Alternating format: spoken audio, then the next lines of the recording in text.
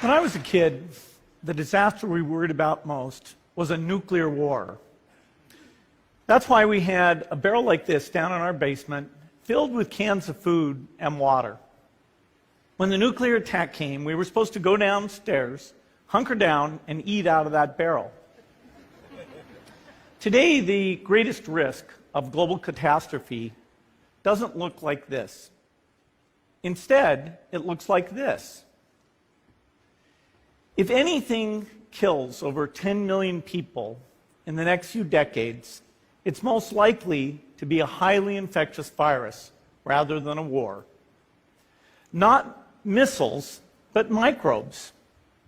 Now, part of the reason for this is that we have invested a huge amount in nuclear deterrence, but we've actually invested very little in a system to stop an epidemic.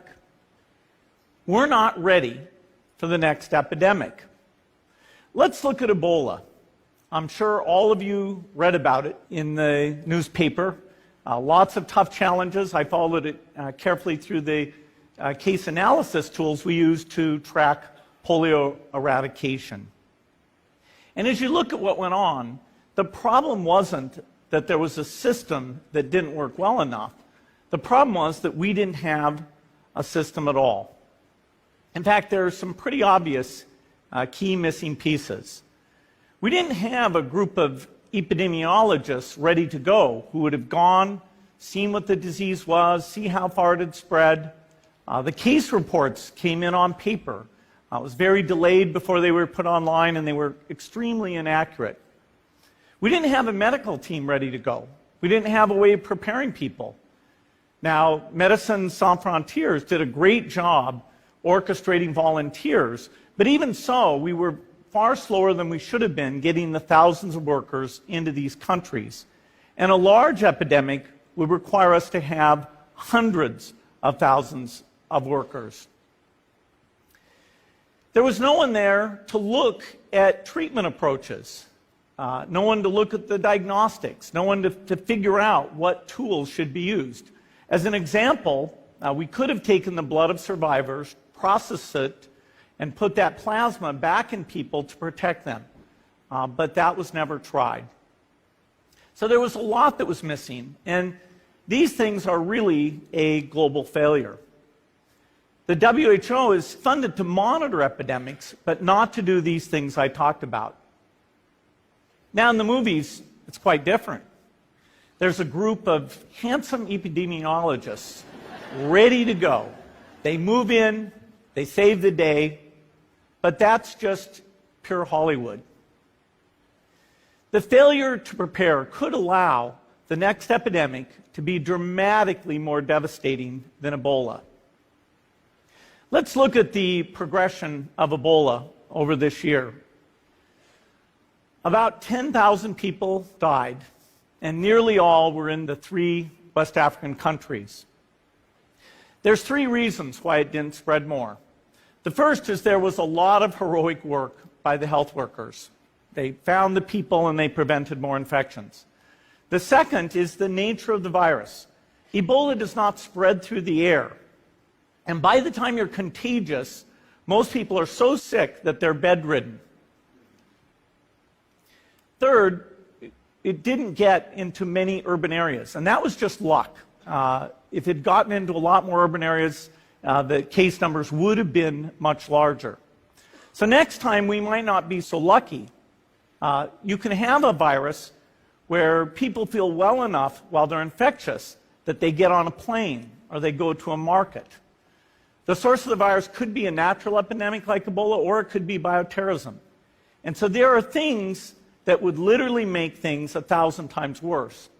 In fact, let's look at a model of a virus spread through the air like the Spanish flu back in 1918.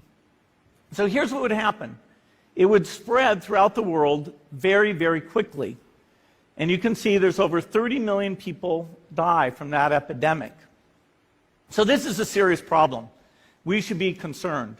But in fact, we can build a really good response system. We have the benefits of all the science and technology that we talk about here. We've got cell phones to get information from the public and get information out to them. We have satellite maps where we can see where people are and where they're moving. We have advances in biology that should dramatically change the turnaround time to look at a pathogen and be able to make drugs and vaccines that fit for that pathogen. So we can have tools, but those tools need to be put into an overall global health system, and we need preparedness.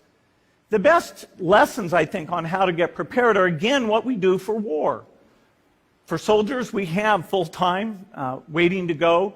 We have reserves that can scale us up to large numbers. NATO has a mobile unit that can deploy very rapidly. NATO does a lot of war games to check, are people well-trained? Do they understand about fuel and logistics and the same radio frequencies? So they are absolutely ready to go. So those are the kinds of things we need to deal with an epidemic. What are the key pieces?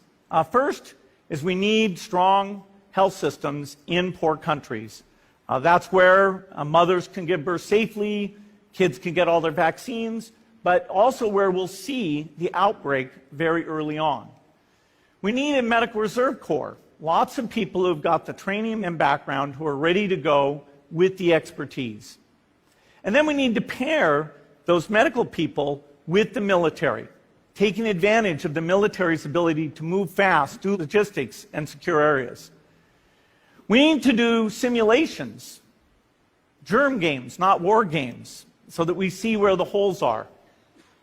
The last time a germ game was done in the United States was back in 2001, and it didn't go so well.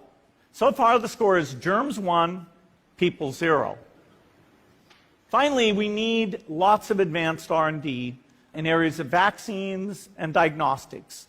There are some big breakthroughs, like the adeno-associated virus, that could work very, very quickly. Now, I don't have an exact budget for what this would cost, but I'm quite sure it's very modest compared to the potential harm.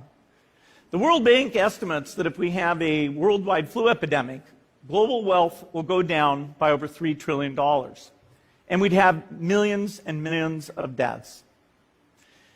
These investments offer significant benefits beyond just being ready for the epidemic.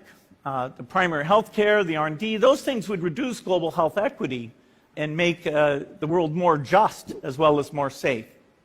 So I think this should absolutely be a priority. There's no need to panic. We don't have to hoard cans of spaghetti or go down into the basement. But we need to get going because time is not on our side. In fact, if there's one positive thing that can come out of the Ebola epidemic, it's that it can serve as an early warning, a wake-up call to get ready. If we start now, we can be ready for the next epidemic. Thank you.